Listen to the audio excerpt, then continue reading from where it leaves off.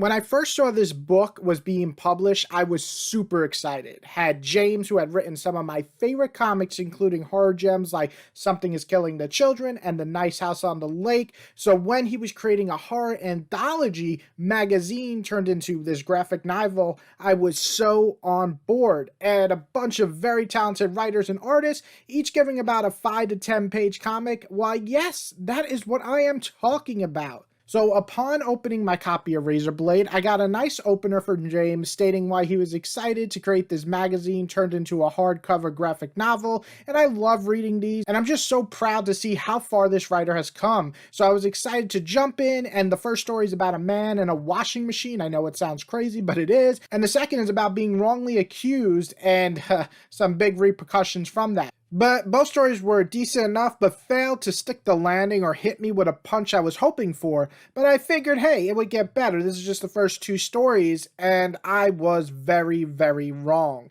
Like I said, there's a lot of talent in this book, and I love a lot of these writers and artists, but for every decent or even good story here, there's about 5 duds that almost completely missed the mark for me. Even taking away some of the story elements and just having the imagery here, some of it actually comes off more goofy than scary. Like, I was just wondering if they had the right fit for this artist and writer at certain stories here. And then there's these written text stories are some of the biggest sinners for me because upon reading them, which most are decent enough, but man, do they just like suck the pacing out of this book completely. Imagine reading a bunch of 5 or 6 page, maybe 10 page horror stories that go really quick within a few seconds maybe or less than a minute, and then getting these 5 to 10 page novella style stories that are never as good because you only get to tell so much story in such a few amount of pages, which is really what this entire book suffers from. A lot of these stories don't hit because they feel only a fraction of what they want to tell in their story. Each story has a premise that can be promising for the most part, but only a handful out of maybe 20 or 30 plus stories actually do feel fulfilling.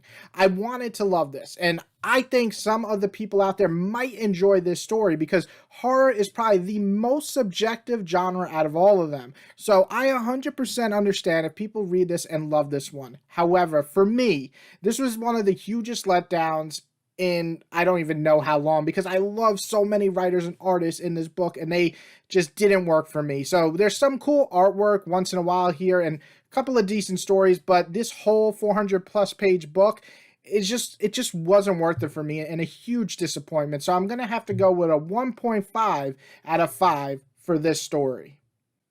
But I hope you enjoyed this. I'm sorry if everybody else was like, oh, is this the horror masterpiece that we all waited? And I thought so too, but it's not, unfortunately, at least for me. But I hope you guys enjoyed the video anyway. I do recommend at least reading it. You could probably read it on Hoopla, which is a library program that's free. So sign up for it now and check this out. Or you can go pick it up, but I would definitely suggest getting it as cheap as possible. I got it almost half off on in-stock trades, and I still felt like I didn't get my money's worth. So anyway, that's my opinion. I hope you guys enjoy. I do put out a lot of comic kind of omnibus and deluxe edition reviews out there, but other comic videos and some other stuff that I just love to make. So I hope you guys enjoy. If you do, hit the subscribe button. If not, well, I'm glad you checked out this video, and I hope you have a great day.